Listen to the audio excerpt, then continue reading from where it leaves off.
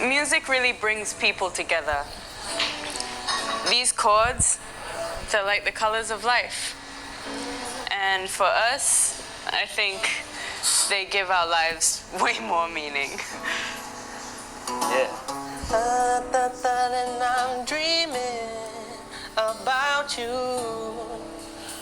How I miss you, my dear. So keep you near. I dream about Now, we go from one music warrior to a world-class EDM hero. This young man has a series of firsts to his name. First Singapore musician to perform at Tomorrowland. First Singapore musician to perform at Ultra Miami. First Singapore label mate of Steve Aoki and Alan Walker. I'm talking about DJ producer Mern. Let's meet him. Well, it really started in around 2016, 2017, and I was already really interested into music. And around that time, there was this electronic music coming into Singapore. That was something that caught my attention, and I wanted to learn more about it. So I watched this interview where Avicii was working on a track, a song, and he mentioned that he used this program called FL Studio. And I was just curious, right? And I just discovered for the first time that you can make music in your bedroom, which was such a cool concept to me. And I just decided to pursue that even more. Being the first Singaporean to play festivals like that, it's definitely very humbling. It's definitely very, it's exciting, right? I'm definitely grateful because without these opportunities that I've had growing up in Singapore, I wouldn't be where I am. How does heritage, tradition, and local culture play into your music, or does it at all? I wouldn't say there's a direct link between my upbringing, my cultural, traditional upbringing, and the music I currently make. Like, I'm not going around sampling Chinese orchestras or Ge Tai events to put in my music. I think the culture and traditions that I was born with definitely shaped my worldview, and that subsequently affected the music I make. Mern, or Manfred as he is known outside of the EDM world, offers to teach me a trick or two. Usually there are a few ways where I start songs, right? We're gonna have to build off each other right now. So just name me something that you're feeling right now. I guess the thing that I'm thinking of is rising and falling, how everything that goes up has to come down and everything is in constant flux and constant change. Got it. Okay. Can you just tap a BPM for me? Just like the tempo you want.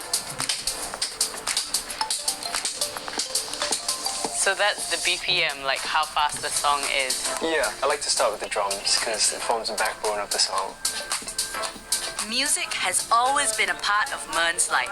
From learning to play the trombone at the age of 8 to taking classical piano lessons, he learnt to program dance beats on a laptop and soon discovered he could make music right in his bedroom. Some of the tracks he's produced have gotten more than 1 million hits on YouTube. Sounding good, right? And this is just the beginning. Yeah, something like that. Okay, I need to start writing now.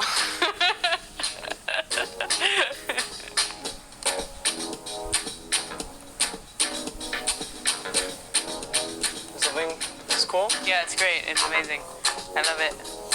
But I'm feeling the urge to fill up these pages.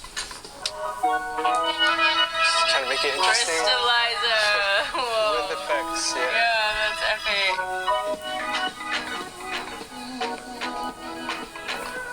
So now it's my turn. 'Cause if it falls, it will rise. 'Cause if it falls, it rises. 'Cause if it falls, it will rise. If it falls, it rises.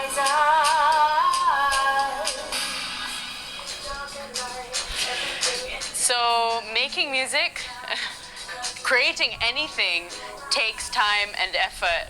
But if you have passion, that's all the fuel you need. And I think Mern's got plenty of that. I'm grateful to have made this thing with him today. Yeah. Music transcends cultural and linguistic boundaries. It helps people speak from the soul.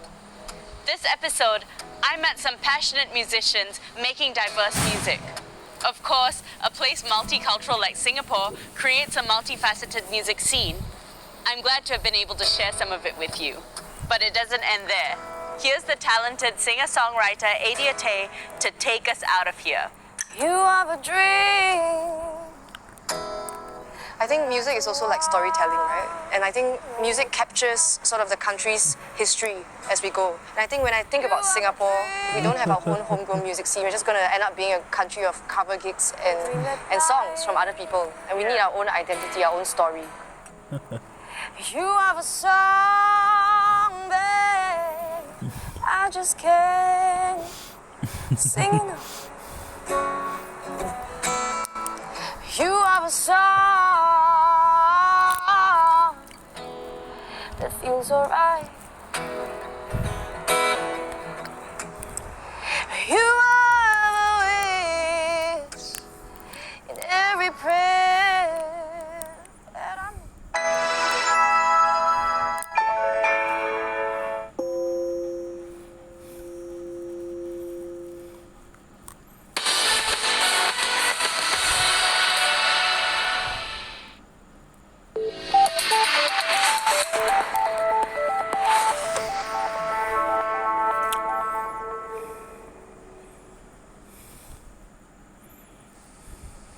This is Singapore Tonight.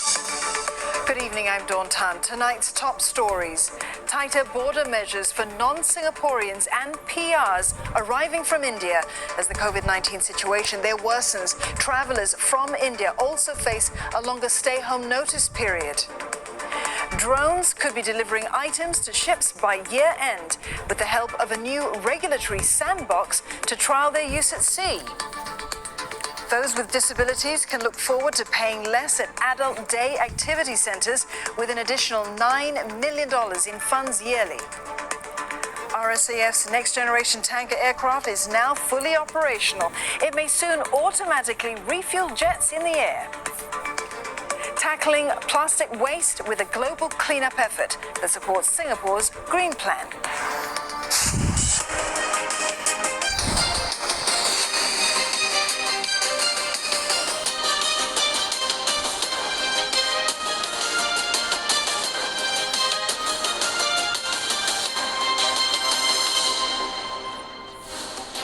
I'm Steve Lai. Also tonight, Malaysia's opposition leaders submit a petition to the King asking for an end to the country's coronavirus emergency so Parliament can resume.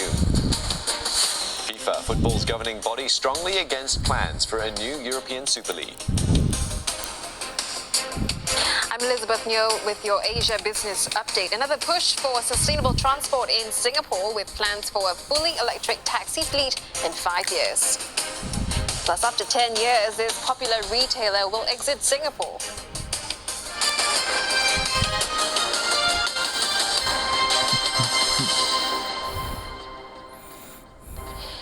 Singapore is tightening border controls for non-Singaporeans and permanent residents